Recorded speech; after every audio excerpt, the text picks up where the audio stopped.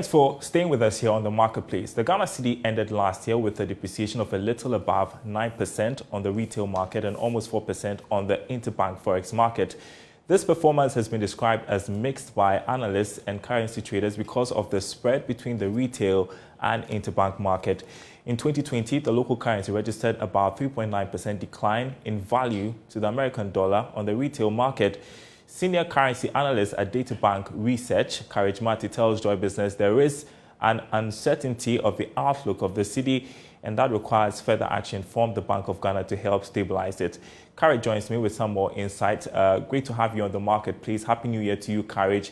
9% depreciation on the retail market, 4% on the interbank forex market last year. How bad is that?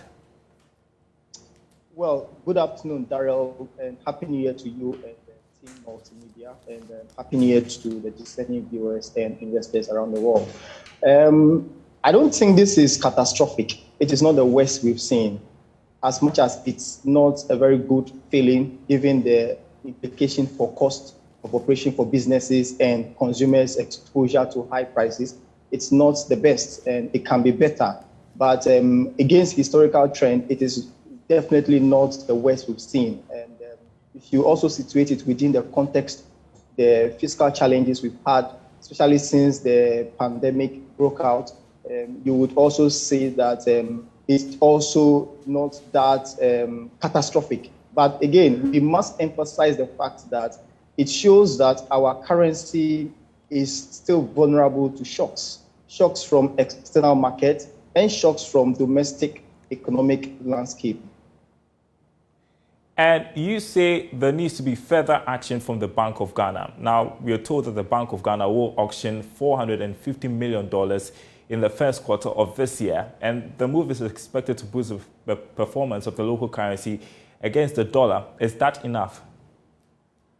Well, so the last thing I want to do is to blame the Bank of Ghana or hold the Bank of Ghana solely responsible for the performance of the local currency, as much as the central bank's core mandate is price stability, including exchange rate stability. But we must also understand or agree that there is a role for central government or fiscal policy, but always the central bank tends to play the lead role. And I would say that that particular measure that the central bank has been implementing since late 2019 has been one reason why the currency performance hasn't gone out the window since the pandemic broke out. And I would say that the calendar that has been released, as you rightly stated, is also another show of commitment from the central bank that they would strategically intervene as they have been intervening in the past few years or months. Now, if you look at the amounts they want to inject or auction on the forward market, and you compare it to the first quarter of 2021, that's about 50% increase to what they did in the first quarter of 2021. It tells you that the central bank is signaling commitments to exchange rate stability. But that does not mean that the cedi would not move up or down because it's a flexible exchange rate regime. We also need to understand also that if inflation continues to run high, again, central bank will take the lead role on that, but the government also can play a role, especially given the fact that the supply side situation that is driving inflation these days. So if inflation continues to run high, it's also a risk to exchange rate. And so the central bank will also be looking at bringing inflation low, so that in addition to the interventions they will do on the supply side of the FX market, that could also help ease the pressure on the local currency going forward. So I would say it's a very good signal to the market that the central bank is committed to exchange rate stability, but the central government also need to play a lot of role in that. Speak about the role of the central government. You talk about fiscal policy. I mean, the finance minister outlined the priorities for 2022 in the budget. Looking at what the plans are, do you think that we're on the right path? Well, for now, they are proposals, and proposals are only good on paper. We need to see implementation, and on paper, they look good. But then we need to see implementation to be sure. For instance, if you look at why inflation has been running high, it's as a result of supply side shocks or bottlenecks, especially what has been known as the global disruption to global supply chain. So what you want to see is that the budget will focus on those areas where we've seen bottlenecks in the global supply chain.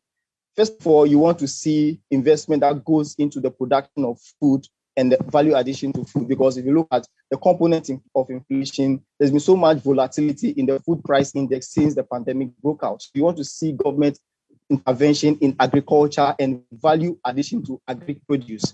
Having said that, you also want to see a situation where, the land borders are still closed. Now, admittedly, it's only closed to persons and not goods. But we also need to understand that persons need to travel with goods, as well as travel for inspection. So as long as the land borders remain closed, this is also an upside risk to inflation. Now, the authorities have also said that they need to vaccinate at least 20 million Ghanaians before they can open. So then there's a risk to that side if vaccination remains low, as we are saying. So we also need to quicken the pace of vaccination, especially educating people in order to reduce the vaccine hesitancy that we have in the system. Outlook is uncertain. You want to try a projection based on the factors, internal and external? Well, so given the fact that I'm not speaking to only sophisticated investors, I have to be mindful of the broad range of people who would be listening right now. So I will shy away from giving any particular figure. All I will say is that we trust the central bank to remain committed to price stability in the goods market and in the foreign exchange market. And they have already signaled that in the calendar they released. But we're also mindful of the risk to the currency, especially given what we expect to happen in the advanced market. So foreign investor movement and development in the advanced market could also pose pressure to the currency. In that regard, we think that there will still be some form of depreciation despite the central bank's intervention. Of course, we practice a flexible exchange rate. The fiscal situations have not left us. But then we think that the depreciation we will see for next year will still be something in the single-digit rate of depreciation, probably below 5% again, or around that level. All right, Courage Mate, Senior Economic Analyst with Data Bank Research. Appreciate your thoughts this afternoon. You're watching The Marketplace. Some news breaking we want to report now. We understand the Ghana Revenue Authority has suspended the reversal of the benchmark values on some imported goods for just 2 days. President of the Ghana Union of Traders Association, Dr. Joseph Obing, joins me for a reaction. And makes you wonder, what is the point, Dr. Obing? What do we know is reason for government's directive to have this suspended for 2 days?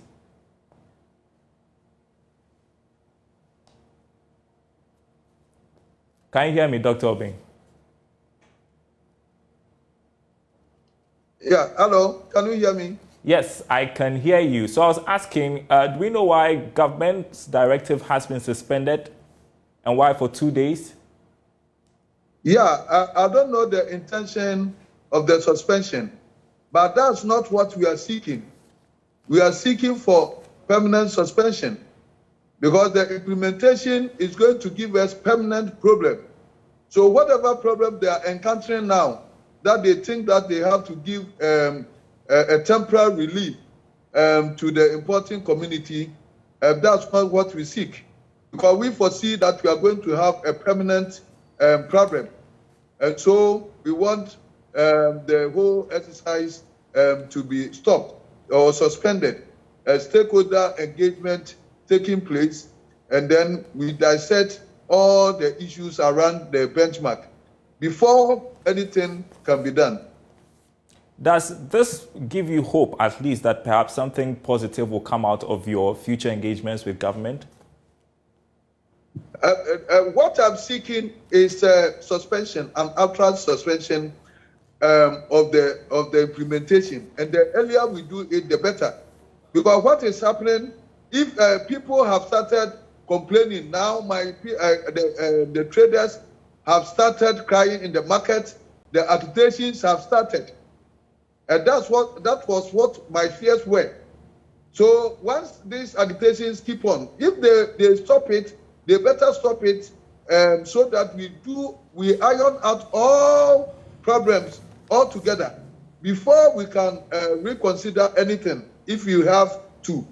But for now, the problem have just started. They've triggered the anxiety and the anger in the people because people have started getting values and they are not taking it lightly because they cannot actually pay.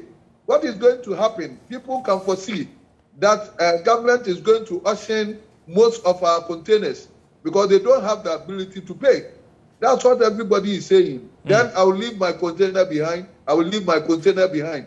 But nobody is going to leave his container behind. They are going to have a long fight with the policy makers to make sure that they understand our plight. And government have to understand our plight. When we say that we cannot contain it, even the duties as it is now, people find it difficult to pay. Have you not heard that containers are being auctioned? And so when this thing happens, it means that a lot more containers are going to be auctioned. Is it going to help the generality of Ghanaians? People's livelihood depend on this. And so we have to suspend it outright. So sit down with government. We do the stakeholder engagement. Good solutions are preferred. And then we iron out the murky areas. And then whatever we come out will be a workable something for all of us. Otherwise, the benchmark value came to solve a problem. The problem still persists. So once you are reversing and then you haven't brought any mitigating factor, it means that you are going to reverse it into a serious problem. And so the problems is going to continue. So if they encountered any problem, and that's the reason why they are temporarily calling it off, they should be assured that the problem is going to be a long haul, and we are also going to fight it off. All right. So we are working to get some more information as to why there has been a suspension for 2 days. But your point about traders suffering, I put that to the AGI. They say we also have local industries suffering, so there should be a compromise somewhat. I mean, we can't always import stuff when we can produce them locally. Your response to that? Let them produce it at a competitive price. Let them produce it so that we buy from them.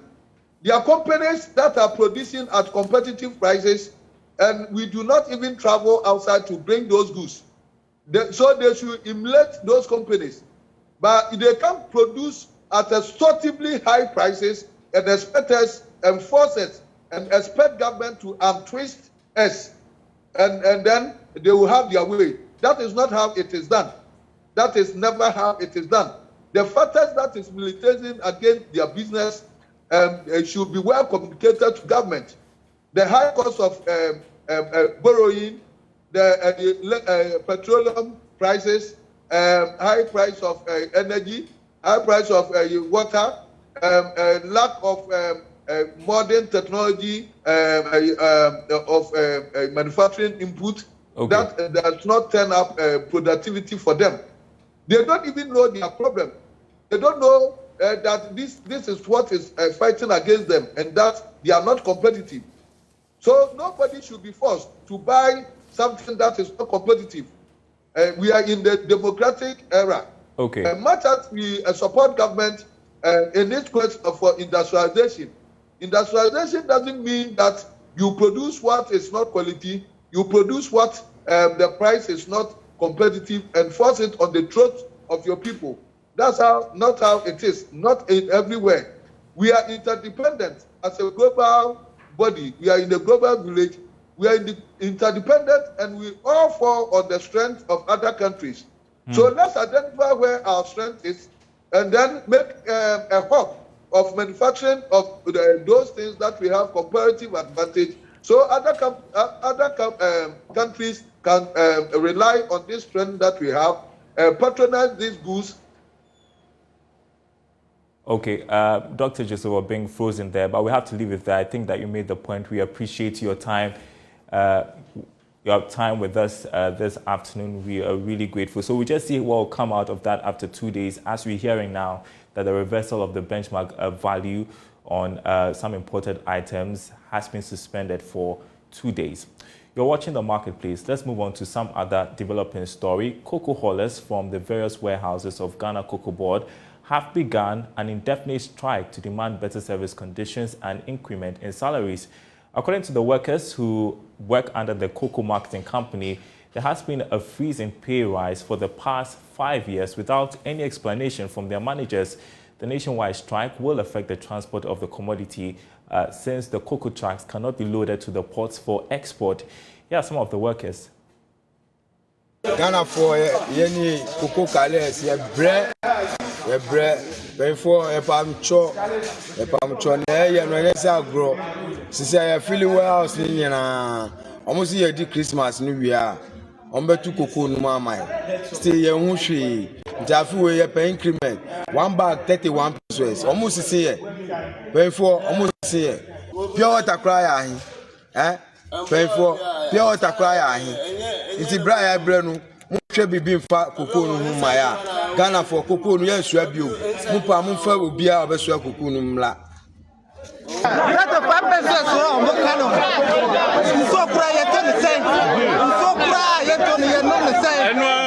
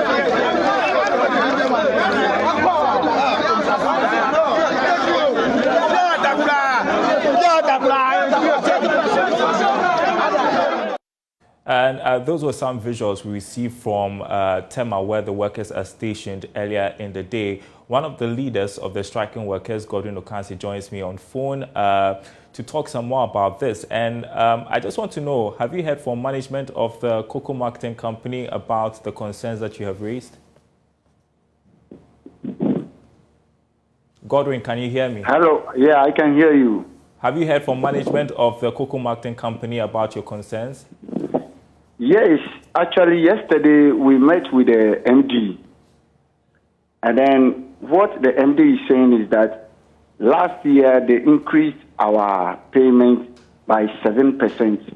And then as the season was starting at 1st October 2021, they've increased it with 5% again, making 12%. All this, I would say, is not true, because cocoa carriers have not received anything like that. We confirmed from our directors whether this increment was made known to them, but they are also denying it. Okay, and so what does that mean? Since you are saying their claims are not true, are you going to further engage? For how long are you going to be on strike? Yes, actually we've forwarded several concerns to them earlier the year, 2021. And they've not done anything about it. What they always tell us is that we should go ahead and then consult with our directors. Yet our directors don't do the work. We are on the field. We are doing the work. We know how the work is. So we are telling you that if a sachet of pure water is 40 pesos now, and then you carry 1 bag of cocoa, which is weighing 64 kilograms, and it can buy 1 sachet of pure water, then what are we working for? You understand? So we are telling them that the 62 pesos they are giving for us as lay and load, they should increase it to 1 cedi, 50 pesos down, 50 pesos up. And it's as simple as that. And 2, we don't go to clinic. We don't go to clinic. We are working under cocoa board. Pallets will fall on people's legs, and then they are being abandoned. You understand? So we are saying that 1, they should increase our payment to 1 cedi as loading and loading. 2, we will have to go to clinic. 3, when Opuni was there, Opuni was giving us bus. That was conveying us from our homes to the warehouses. In Tema region here, we have about 7 warehouses. The bus conveys each and every carrier to the warehouses. Yet, 5 years now, nothing like that have happened. Okay. All right, Godwin, we will continue to follow this, see how your engagement with management of the Cocoa Marketing Company goes. Hopefully there's some good news for you. You're watching The Marketplace. Remembering the real boss still ahead, the business community pays tribute to Elvis Kwashie, the late general manager of Multimedia's Joy Brands. Okay. Testimonies that I heard this morning. There is only one thing I think Elvis left for you and I. That is character. A man's integrity is measured by the kind of character that you have. And we've got that story right after this break.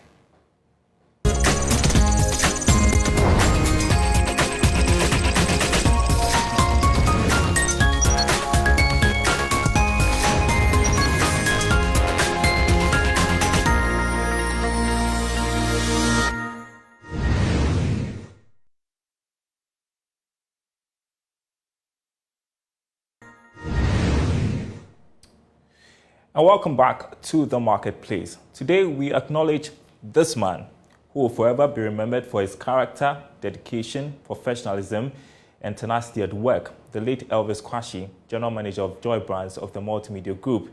He has tribute from former managing director of Amalgamated Bank, now Bank of Africa, Mensin Tokunu, and head of Joy Business, Odilia Ntiamwa.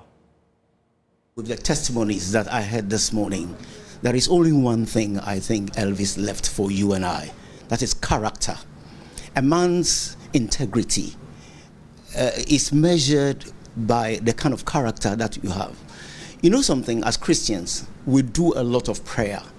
But it is not prayer that is going to be our legacy. It is our character, both on earth and what we have done in the hereafter. And I think the greatest legacy he has left for me, and as I know him, and also with the testimonies that I had, is purely character. I mean, the Bible says that mark a man who has integrity. The end of that person is peace.